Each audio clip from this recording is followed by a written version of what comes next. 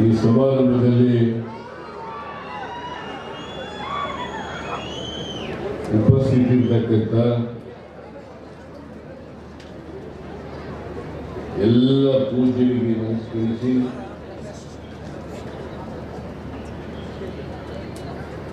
ಈ ಸಮಾರಂಭದ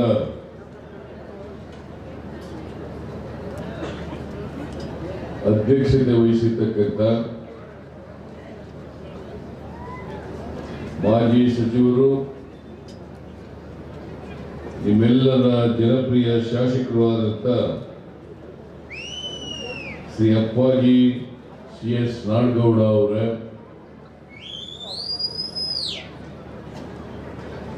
ಮುಖ್ಯ ಅತಿಥಿಗಳಾಗಿ ಭಾಗವಹಿಸಿರ್ತಕ್ಕಂಥ ಸಚಿವರಾದಂಥ ಡಾಕ್ಟರ್ MB ಪಾಟೀಲ್ ಅವರ, ಇನ್ನೊಬ್ಬರು ಸಚಿವರಾದಂಥ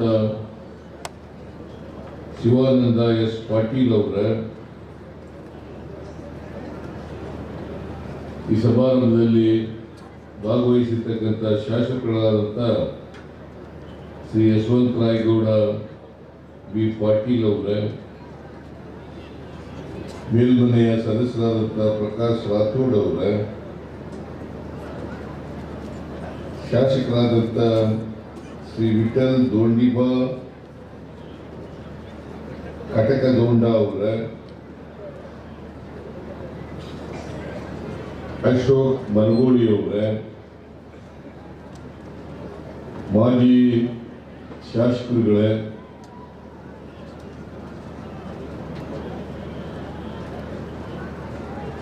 ವೇದಿಕೆ ಮೇಲಿರ್ತಕ್ಕಂಥ ಎಲ್ಲ ಆಹ್ವಾನಿತ ಗಣ್ಯರೇ, ಇಲ್ಲಿ ಇಷ್ಟೊಂದು ದೊಡ್ಡ ಸಂಖ್ಯೆಯಲ್ಲಿ ಆಗಮಿಸಿರ್ತಕ್ಕಂಥ ಎಲ್ಲ ಆತ್ಮೀಯ ಬಂಧುಗಳೇ, ತಾಯಂದಿರೇ, ಯುವಕ ಮಿತ್ರರೇ, ಸುದ್ದಿ ಮಾಧ್ಯಮದ ಎಲ್ಲ ಗೆಳೆಯರು, ಇವತ್ತು ಮುದ್ದೇಬಿಹಾಳ ವಿಧಾನಸಭಾ ಕ್ಷೇತ್ರದಲ್ಲಿ ಅನೇಕ ಅಭಿವೃದ್ಧಿ ಕಾರ್ಯಕ್ರಮಗಳಿಗೆ ಶಂಕುಸ್ಥಾಪನೆ ಮಾಡತಕ್ಕಂಥ, ಲೋಕಾರ್ಪಣೆ ಮಾಡತಕ್ಕಂಥ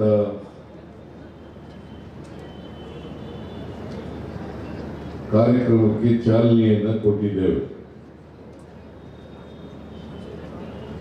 ಸುಮಾರು 227 ಕೋಟಿ ರೂಪಾಯಿಗಳು,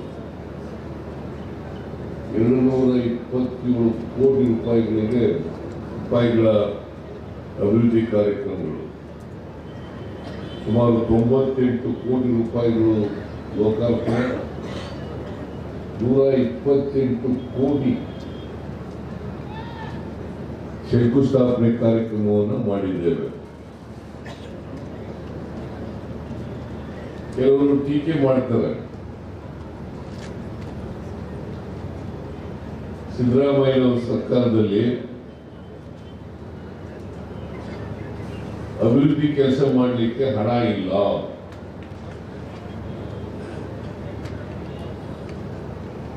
ಇದು ಸುಳ್ಳು ಅಂತಕ್ಕಂಥದ್ದನ್ನ ಮುದ್ದೇಬಿಹಾಳ ವಿಧಾನಸಭಾ ಕ್ಷೇತ್ರದಲ್ಲಿ ನಾಡಗೌಡ ಅವರು ತೋರಿಸಿದ್ದಾರೆ.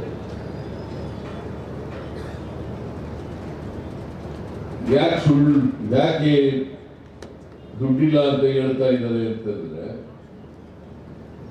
ಜನರನ್ನ ತಪ್ಪು ದಾರಿಗೆ ಎಳಲಿಕ್ಕೋಸ್ಕರ ಸಿದ್ದರಾಮಯ್ಯನವರ ಸರ್ಕಾರದಲ್ಲಿ 5 ಗ್ಯಾರಂಟಿಗಳನ್ನ ಕೊಟ್ಬಿಟ್ರು. ಈ 5 ಗ್ಯಾರಂಟಿಗಳನ್ನ ಕೊಟ್ಟದ್ರಿಂದ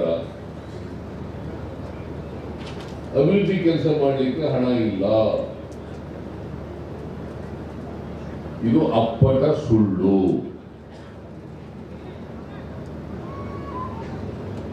ಅಭಿವೃದ್ಧಿ ಕೆಲಸ ಮಾಡಲಿಕ್ಕೆ ಹಣ ಇಲ್ಲದೆ ಹೋದರೆ ಈ 227 ಕೋಟಿ ರೂಪಾಯಿ ಅಭಿವೃದ್ಧಿ ಕೆಲಸಗಳಿಗೆ ದುಡ್ಡಿನಿಂದ ಬಂತು ಅಲ್ವಾ? ಇದರ ಅರ್ಥ ಏನು ಅಂತಂದ್ರೆ ಬಿಜೆಪಿಯವರು ಸುಳ್ಳು ಹೇಳ್ತಾ ಇದ್ದಾರೆ ಅಲ್ವಾ? ಬಿಜೆಪಿಯವರು ಸುಳ್ಳು ಹೇಳ್ತಾ ಇದ್ದಾರೆ. ಇವತ್ತು ಅನೇಕ ಇಲಾಖೆಗಳಲ್ಲಿ ಸಮಾಜ ಕಲ್ಯಾಣ ಇಲಾಖೆ, ಲೋಕೋಪಯೋಗಿ ಇಲಾಖೆ, ಕೌಶಲ್ಯಾಭಿವೃದ್ಧಿ ಇಲಾಖೆ, ಕರ್ನಾಟಕ ನಗರ ನೀರು ಸರಬರಾಜು ಮಂಡಳಿ, ಕೃಷಿ ಮಾರಾಟ ಇಲಾಖೆ, ಉನ್ನತ ಶಿಕ್ಷಣ ಇಲಾಖೆ, ಹೀಗೆ ಅನೇಕ ಇಲಾಖೆಗಳ ಅಭಿವೃದ್ಧಿ ಕೆಲಸಗಳಿಗೆ ಇವತ್ತು ಚಾಲನೆಯನ್ನು ಕೊಟ್ಟಿದ್ದೇವೆ. ನಾಡಗೌಡರು ಎಲ್ಲ ಕೆಲಸಗಳು ಆಗ್ಲಿಕ್ಕೆ ಕಾರಣಕರ್ತರು ಅವರೇ. ಇದಕ್ಕೆ ಈ ಕೆಲಸಗಳಾಗಲಿಕ್ಕೆ ನಮ್ಮ ಹತ್ರ ಬಂದು ಸರ್ಕಾರದಲ್ಲಿ ಒಪ್ಪಿಗೆಯನ್ನು ಪಡೆದು ಈ ಕೆಲಸಗಳನ್ನು ಮಾಡ್ತಾ ಇದ್ದೀವಿ. ನೀವೆಲ್ಲರೂ ಕೂಡ ನಾಡಗೌಡರ ಭಾಷಣ ಕೇಳಿದ್ದೀರಿ. ಅವರು ಬಹಳ ಸುದೀರ್ಘವಾಗಿ ಅನೇಕ ವಿಚಾರಗಳನ್ನು ನಿಮ್ಮ ಮುಂದೆ ಪ್ರಸ್ತಾಪ ಮಾಡಿದ್ದಾರೆ. ನಾಡಗೌಡರು ಒಬ್ಬ ಸಭ್ಯ ರಾಜಕಾರಣಿ,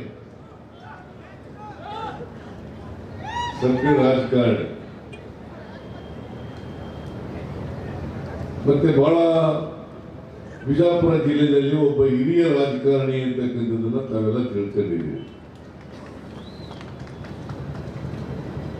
ಅವರು ಮಂತ್ರಿ ಆಗಲಿಕ್ಕೆ ಎಲ್ಲ ಯೋಗ್ಯತೆಗಳು ಕೂಡ ಇದ್ದು,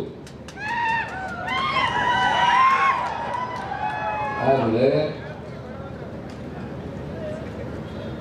ನಾವು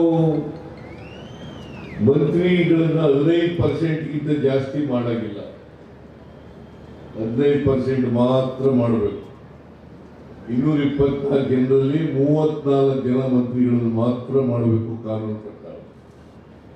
ಹಾಗಾಗಿ ಅವರಿಗೆ ಅರ್ಹತೆ ಇದ್ರೂ ಕೂಡ ಮಂತ್ರಿ ಮಾಡಲಿಕ್ಕೆ ಸಾಧ್ಯ ಆಗಲಿಲ್ಲ. ಅದಕ್ಕೆ ಅವರಿಗೆ ಒಂದು ಚೇರ್ಮನ್ ಗಿರಿಯನ್ನು ನಾವು ಕೊಟ್ಟಿದ್ದೀವಿ. ಸೋಪ್ಸ್ ಅಂಡ್ ಡಿಟರ್ಜೆಂಟ್ಸ್ ಕಂಪನಿಗೆ ಅವರನ್ನ ಚೇರ್ಮನ್ ಮಾಡಿದ್ದೀವಿ. ಅದು ಅವರ ಯೋಗ್ಯತೆಗೆ ನಾವು ಕೊಟ್ಟಿದ್ದೀವಿ ಅಂತ ಅಲ್ಲ, ಅವರನ್ನ ಪಕ್ಷ ಗುರುತಿಸಿದೆ ಅಂತಕ್ಕಂಥ ಮಾತುಗಳನ್ನ ಈ ಸಂದರ್ಭದಲ್ಲಿ ಹೇಳಲಿಕ್ಕೆ ಬಯಸ್ತಾರೆ.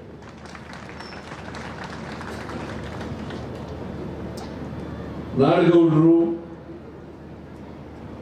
ಬಹಳ ಅನುಭವ ಇರತಕ್ಕಂಥ ರಾಜಕಾರಣಿ. ಅನೇಕ ಸಾರಿ ಸರ್ಕಾರಕ್ಕೆ ಸಲಹೆ ಸೂಚನೆಗಳನ್ನು ಕೂಡ ಕೊಡುತ್ತಾರೆ. ಆಡಳಿತ ಜನಪರವಾಗಿರ್ಬೇಕಾದ್ರೆ ಯಾವ ರೀತಿ ಇರಬೇಕು ಅನ್ನೋದ್ರ ಬಗ್ಗೆ ಕೂಡ ತಮ್ಮ ಅಭಿಪ್ರಾಯಗಳನ್ನು ವ್ಯಕ್ತ ಮಾಡ್ತಾರೆ. ಸೊ ಅಂಥವ್ರ ಕ್ಷೇತ್ರದಲ್ಲಿ ಇವತ್ತು ನನಗೆ ಕರೆದು ಈ ಎಲ್ಲ ಅಭಿವೃದ್ಧಿ ಕಾರ್ಯಕ್ರಮಗಳಿಗೆ ಚಾಲನೆ ಕೊಡ್ತಕ್ಕಂಥ ಅವಕಾಶವನ್ನು ಕಲ್ಪಿಸಿಕೊಟ್ಟಿದ್ದಾರೆ. ನಾನು ಅವರಿಗೆ ಮತ್ತು ನಿಮ್ಮೆಲ್ಲರಿಗೂ ಕೂಡ ಅಭಿನಂದನೆಗಳನ್ನ, ಧನ್ಯವಾದಗಳನ್ನ ಹೇಳಲಿಕ್ಕೆ ಬಯಸ್ತಾ ಇದ್ದೇನೆ. ಕಳೆದ ವಿಧಾನಸಭಾ ಚುನಾವಣೆಯಲ್ಲಿ ನಾನು ಬಂದಿದ್ದೇನೆ. ಮತದಾನಕ್ಕಿಂತ ಮುಂಚಿತವಾಗಿ ಪ್ರಜಾಧ್ವನಿ ಕಾರ್ಯಕ್ರಮದಲ್ಲಿ ಬಂದಿದ್ದೆ. ಮಾರ್ಚ್ ನಮ್ಮ ಲಾಯರು ಡೇಟು ಮಾರ್ಚ್ ತಿಂಗಳು 22ನೇ ತಾರೀಕು ಬಂದಿದ್ದೆ. ನಾನು ಆಗ ಎಲ್ಲ ಮತದಾರರಲ್ಲಿ ಮನವಿಯನ್ನು ಮಾಡಿದ್ದೆ, ನಾಡಗೌಡರವರನ್ನು ಗೆಲ್ಲಿಸಿ, ಕಾಂಗ್ರೆಸ್ ಪಕ್ಷವನ್ನು ಗೆಲ್ಲಿಸಿ, ಕಾಂಗ್ರೆಸ್ ಪಕ್ಷ ಅಧಿಕಾರಕ್ಕೆ ಬಂದ್ರೆ ನಾವು ರಾಜ್ಯದಲ್ಲಿ ಅಭಿವೃದ್ಧಿ ಕೆಲಸಗಳನ್ನು ಮಾಡ್ತೇವೆ, ಬದಲಾವಣೆಯನ್ನು ತರ್ತಕ್ಕಂಥ ಪ್ರಯತ್ನವನ್ನು ಮಾಡ್ತೇವೆ. ಬಡವರು, ದಲಿತರು, ಹಿಂದುಳಿದವರು, ಅಲ್ಪಸಂಖ್ಯಾತರು, ಮಹಿಳೆಯರು ರೈತರು ಇವ್ರ ಪರವಾಗಿ ಕಾರ್ಯಕ್ರಮಗಳನ್ನು ಕೊಡ್ತೇವೆ ಅಂತಕ್ಕಂಥ ಮಾತುಗಳನ್ನು ಹೇಳಿದ್ರು. ಆ ಸಂದರ್ಭದಲ್ಲಿ ನಾವು 5 ಗ್ಯಾರಂಟಿಗಳನ್ನು ಕೊಡ್ತೇವೆ ಅಂತ ಹೇಳಿದ್ರು. 5 ಗ್ಯಾರಂಟಿಗಳನ್ನು ಕೊಡ್ತೇವೆ ಅಂತ ಹೇಳಿದ್ರು. ಆ 5 ಗ್ಯಾರಂಟಿಗಳಲ್ಲಿ ಶಕ್ತಿ ಯೋಜನೆ ಅಂತಕ್ಕಂಥದ್ದು ಮಹಿಳೆಯರಿಗೆ ಸಹಾಯ ಮಾಡತಕ್ಕಂಥ ಯೋಜನೆ, ಅದು ಶಕ್ತಿ ಯೋಜನೆ. ಆಮೇಲೆ ಗೃಹ ಲಕ್ಷ್ಮಿ ಅಂತಕ್ಕಂಥ ಯೋಜನೆಯನ್ನು ಕೂಡ ಹೇಳಿದ್ದು. ಗೃಹ ಲಕ್ಷ್ಮಿ, ಗೃಹ ಜ್ಯೋತಿ ಕಾರ್ಯಕ್ರಮವನ್ನು ಕೂಡ ಹೇಳಿದ್ದು. ಮತ್ತೆ ಅನ್ನಭಾಗ್ಯ ಕಾರ್ಯಕ್ರಮ ಘೋಷಣೆ ಮಾಡಿದ್ದು. ಯುವ ನಿಧಿ ಕಾರ್ಯಕ್ರಮವನ್ನು ಕೂಡ ಘೋಷಣೆ ಮಾಡಿದ್ದು. ನಾವು ಅಧಿಕಾರಕ್ಕೆ ಬಂದು 8 ತಿಂಗಳಾಯಿತು. 8 ತಿಂಗಳಾಯಿತು. ನಾವು ಈ ರಾಜ್ಯದ ಜನರಿಗೆ ಭರವಸೆಯನ್ನು ಕೊಟ್ಟಿದ್ದದ್ದು, ನಾವು ಅಧಿಕಾರಕ್ಕೆ ಬಂದ ತಕ್ಷಣ ಈ 5 ಗ್ಯಾರಂಟಿಗಳನ್ನು ಈಡೇರಿಸ್ತೇವೆ ಅಂತಕ್ಕಂಥ ಮಾತುಗಳನ್ನು ಕೊಟ್ಟಿದ್ದು. ಇವತ್ತು ಅದರಂತೆ ಎಲ್ಲ 5 ಗ್ಯಾರಂಟಿಗಳನ್ನು ಕೂಡ ಜಾರಿಗೊಳಿಸಿದ್ದೇವೆ ಅಂತಕ್ಕಂಥದ್ದನ್ನ ಇವತ್ತು ನಮ್ಮ ಸರ್ಕಾರದ ಪರವಾಗಿ ನಾವು ಹೇಳಲಿಕ್ಕೆ ಬಯಸ್ತಾ ಇದ್ದೇವೆ. 5 ಗ್ಯಾರಂಟಿಗಳು ಕೂಡ ಜಾರಿಗೆ ಕೊಟ್ಟಿದ್ದೇವೆ. 8 ತಿಂಗಳೊಳಗಡೆ 5 ಗ್ಯಾರಂಟಿಗಳನ್ನು ಕೊಟ್ಟು ಜಾರಿಗೆ ಕೊಟ್ಟು ನುಡಿದಂತೆ ನಡೆದಿದ್ದೇವೆ. ನುಡಿದಂತೆ ನಡೆದಿದ್ದೇವೆ. ಹಿಂದೆನೂ ಕೂಡ 2008ರಿಂದ 13ರಿಂದ 18ರವರೆಗೆ ನಾನು ಮುಖ್ಯಮಂತ್ರಿ ಆಗಿರುವಾಗ 165 ಭರವಸೆಗಳನ್ನು ಕೊಟ್ಟಿದ್ದು. ಆ 165 ಭರವಸೆಗಳಲ್ಲಿ 158 ಭರವಸೆಗಳನ್ನು ಈಡೇರಿಸಿತು. 158 ಭರವಸೆಗಳನ್ನು ಈಡೇರಿಸಿತು. ಅದ್ರ ಜೊತೆಗೆ ಭರವಸೆ ಕೊಡದೇ ಇರ್ತಕ್ಕಂಥ ಸುಮಾರು 25ರಿಂದ 30 ಕಾರ್ಯಕ್ರಮಗಳನ್ನು ಕೂಡ ಜಾರಿಗೆ ಕೊಟ್ಟು 25-30 ಕಾರ್ಯಕ್ರಮಗಳನ್ನು ಕೊಟ್ಟು ಸುಮಾರು 98% ಕಾರ್ಯಕ್ರಮಗಳನ್ನು ಜಾರಿ ಮಾಡಿದ್ದೇವೆ. ನಾವು ನುಡಿದಂತೆ ನಡೆದಿದ್ದೀವೋ ಇಲ್ಲ, ಬಸವಾದಿ ಶರಣರನ್ನ ನಾವು ಹೇಳ್ತೀವಿ. ಏನಂತ ಹೇಳ್ತೀವಿ? ನುಡಿದಂತೆ ನಡೆದವರು. ಏನು ಜನರಿಗೆ ಮಾತು ಕೊಡ್ತಾರೆ ಆ ಮಾತಿನಂತೆ ನಡ್ಕೊಳ್ತಕ್ಕಂಥದ್ದು. ತಮ್ಮ ಬದುಕಿನಲ್ಲಿ ನುಡಿದಂತೆ ನಡೆದಂಥವರು ಬಸವಾದಿ ಶರಣರು ಅಂತಕ್ಕಂಥದ್ದನ್ನ ಇವತ್ತು ನಾವು ಮರೀಲಿಕ್ಕೆ ಸಾಧ್ಯ ಅಲ್ವಾ? ಪೂಜ್ಯ ಸ್ವಾಮೀಜಿಯವರೆಲ್ಲ ನನಗೆ ಒಂದು ಅಭಿನಂದನಾ ಪತ್ರವನ್ನು ಕೊಟ್ಟಿದ್ದಾರೆ.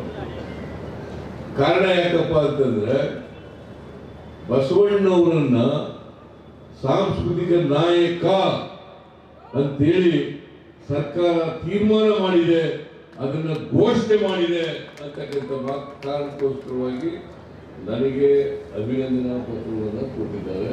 ಅದಕ್ಕಾಗಿ ಎಲ್ಲ ಸ್ವಾಮೀಜಿಯವರಿಗೆ ನಾನು ಕೃತಜ್ಞತೆಗಳನ್ನು ಸಂದರ್ಭದಲ್ಲಿ ಸಲ್ಲಿಸಲಿಕ್ಕೆ ಬಯಸ್ತಾ ಇದ್ದೇನೆ. ನಾನು ಬಸವಾದಿ ಶರಣರ ಅನುಯಾಯಿ, ಬಸವಣ್ಣವರ ಅನುಯಾಯಿ. ಯಾಕಂತಂದ್ರೆ ನಾನು ಒಂದು ಹಿಂದುಳಿದ ಜಾತಿಯಿಂದ ಬಂದಂಥವ್ರು.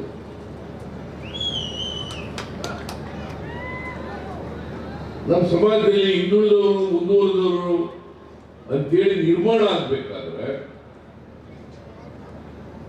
ಮೇಲ್ವರ್ಗ ಕೆಳವರ್ಗ ಅಂತೇಳಿ ನಿರ್ಮಾಣ ಆಗ್ಬೇಕಾದ್ರೆ, ಸಮಾಜದಲ್ಲಿ ಅಸಮಾನತೆ ನಿರ್ಮಾಣ ಆಗ್ಬೇಕಾದ್ರೆ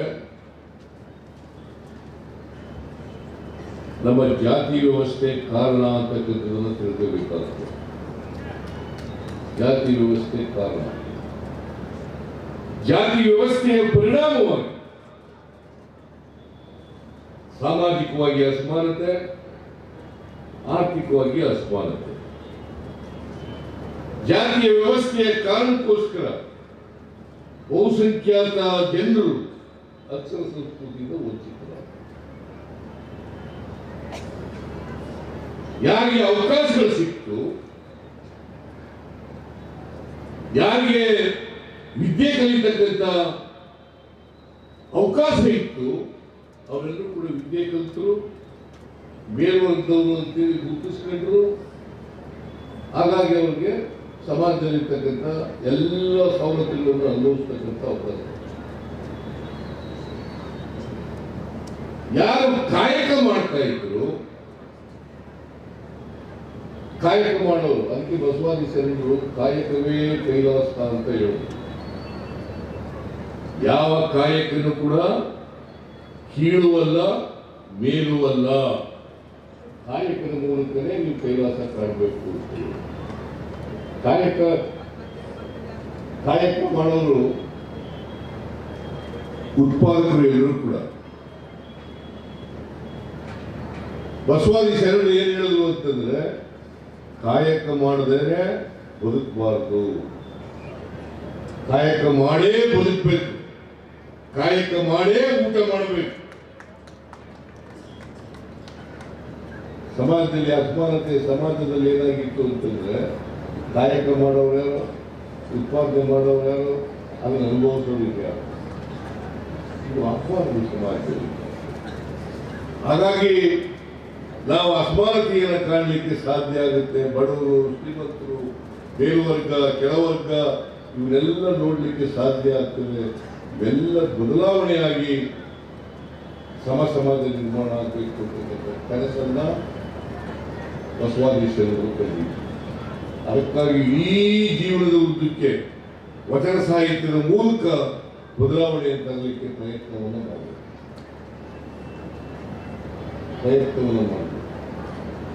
ಆದರೆ ಬದಲಾವಣೆ ಪೂರ್ಣ ಆಗದೊಳಗಡೆ ಆ ವಚನ ಸಾಹಿತ್ಯದ ಚಳುವಳಿ ಇತ್ತಲ್ಲ, ಆ ಚಳುವಳಿ ತೀವ್ರಗೊಳ್ತಕ್ಕಂಥ ಸಂದರ್ಭದಲ್ಲಿ ಅದಕ್ಕೆ ಅಡಿಗಾಲ ಆಗ್ತಕ್ಕಂಥ ಕೆಲಸವನ್ನು ಅದರಿಂದ ಬದಲಾವಣೆ ಆಗಿಲ್ಲ. 850 ವರ್ಷಗಳ ಹಿಂದೆ ಬಸವಾದಿ ಶರಣರು ಹೇಳಿದ್ರು, ಇವ ನಾರವ, ಇವ ನಾರವ, ಇವ ನಾರವ, ಇವ ನಮ್ಮವ, ಇವ ನಮ್ಮವ, ಇವ ನಮ್ಮವ, ಇವ ಎನಿಸಯ್ಯ, ನಿನ್ನ ಮನೆಯ ಮಗನಿಂದೆನಿಸಯ್ಯ ಕೂಡಲ ಸಂಗಮದಲ್ಲಿ. ಹಾಗಿದೆಯಾ ಅದು? ಎಲ್ಲರೂ ನಮ್ಮವರು ನಮ್ಮವರು ಅಂತಾರ.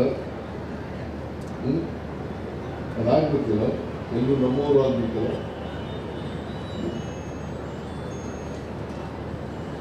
ಅದು ಆಗ್ಲಿಲ್ಲ. ಇನ್ನ ಕಾರಣ ಯಾಕಪ್ಪ ಅಂತಂದ್ರೆ, ನಮ್ಮ ಜಾತಿ ವ್ಯವಸ್ಥೆ ಇದೆಯಲ್ಲ, ಸಾಮಾಜಿಕ ವ್ಯವಸ್ಥೆ ಚಲನೆ ಇಲ್ಲ,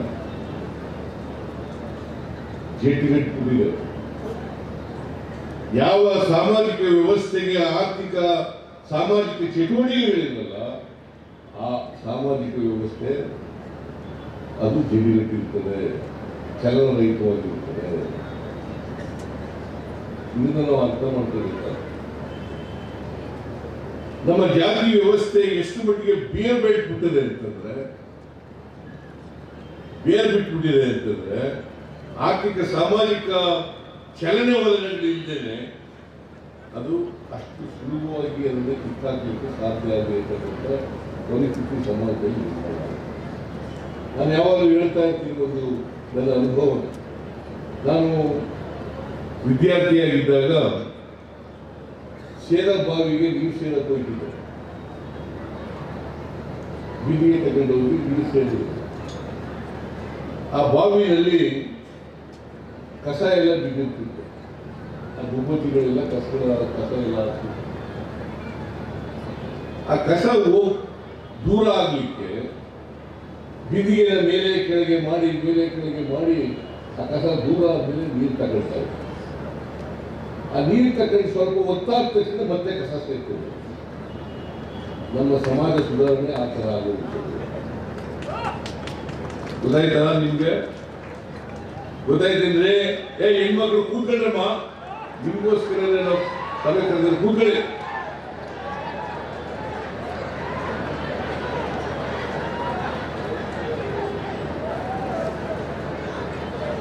ನಮ್ಮ ಸಮಾಜದ ವ್ಯವಸ್ಥೆ ಏನು ಅಂತಂದ್ರೆ, ಆ ಬಿಂದಿಗೆ ಮೇಲೆ ಕೆಳಗೆ ಮಾಡಿದಾಗ ಹಿಂಗ್ ಹೋಗೋದು ಕಸ ಮತ್ತೆ ಬಡಿಸಬೇಕು. ಸಮಾಜ ಸುಧಾರಣೆ ಮಾಡಲಿಕ್ಕೆ ಪ್ರಯತ್ನ ಮಾಡಿದಾಗೆಲ್ಲ ಸ್ವಲ್ಪ ಬದಲಾವಣೆ ಆಗುತ್ತೆ, ಮತ್ತೆ ಬದಲಾವಣೆ ಆಗಬೇಕು. ಸೊ ಇದು ಇವತ್ತು ನಮ್ಮ ಸಮಾಜದಲ್ಲಿ ಕಾರಣ ಯಾಕಪ್ಪ ಅಂತಂದ್ರೆ, ನಮ್ಮ ಸಾಮಾಜಿಕ ವ್ಯವಸ್ಥೆ ಚಲನರಹಿತವಾಗಿರೋದ್ರಿಂದ ಈ ತರ ಆಗ್ತದೆ. ಅದಕ್ಕೆ ಬಸವಾದಿ ಶರಣರು ಈ ಸಮಾಜ ಬದಲಾವಣೆಯನ್ನು ಮಾಡಿ ಎಲ್ಲರೂ ಮನುಷ್ಯರಾಗಿ ಬಾಳಬೇಕಪ್ಪ, ಮನುಷ್ಯರಾಗಿ ಬಾಳಬೇಕು. ಅಂಧಶ್ರದ್ಧೆಗಳು ಇರಬಾರ್ದು, ಮೌಢ್ಯಗಳು ಇರಬಾರ್ದು. ಕರ್ಮ ಸಿದ್ಧಾಂತವನ್ನ ಸಂಪೂರ್ಣವಾಗಿ ಯಾರು ತಿರಸ್ಕರಿಸಿದ್ರೆ ಅದು ಬಸವಾದಿ ಶರಣರು ಅಂತಕ್ಕಂಥದ್ದು. ಕರ್ಮ ಸಿದ್ಧಾಂತ, ನೀನ್ ಯಾಕಪ್ಪ ಬಡವನಾಗಿದ್ಯಾ, ನೀನ್ ಯಾಕೆ ಅವಿದ್ಯಾವಂತನಾಗಿದ್ಯಾ, ನಿನ್ ಯಾಕೆ ಹೊಟ್ಟೆಗಿಲ್ಲ ಅಂತಂದ್ರೆ, ನಾನು ಹಿಂದಿನ ಜನ್ಮದಲ್ಲಿ ಪಾಪದ ಕೆಲಸ ಮಾಡಿಬಿಟ್ಟಿದ್ದೆ, ಅದಕ್ಕೋಸ್ಕರವಾಗಿ ನೀವು ಹೇಳ್ಕೊಟ್ಟವ್ರು ಪಟ್ಟಬದ್ಧಂತ ಶಕ್ತಿ, ಯಾಕೆ ಈಗ ಹುಟ್ಟಿದ್ಯಾ, ಅವನು ಯಾಕೆ ಶ್ರೀಮಂತ ಆಗಿದ್ದಾನೆ, ಅವನು ಇನ್ನೊಂದು ಪುಣ್ಯ ಮಾಡಿದ್ದ, ಅದಕ್ಕೋಸ್ಕರ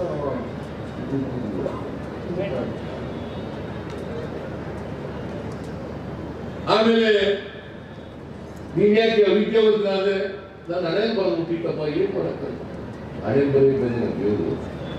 ಬಸವಾದಿ ಎಲ್ಲ ತಿಳಿಸ್ತಾರೆ, ನಾವು ತಿಳ್ಕೋಬೇಕು. ಬಸವಾದಿ ಶರಣರು ಯಾವತ್ತೂ ಕೂಡ ಕಂದಾಚಾರಗಳನ್ನ, ಮೌಢ್ಯಗಳನ್ನ, ಕರ್ಮ ಸಿದ್ಧಾಂತವನ್ನು ಒಪ್ಪಿರಲಿಲ್ಲ. ನಾವು ಬಸವಣ್ಣನವರನ್ನ ಪೂಜೆ ಮಾಡ್ತೀವಿ ಅನ್ನೋದಾದ್ರೆ ಮೊದಲು ಬಸವಾದಿ ಶರಣರು ವಚನಗಳನ್ನು ತಿಳ್ಕೊಳ್ತಕ್ಕಂಥ ಪ್ರಯತ್ನ.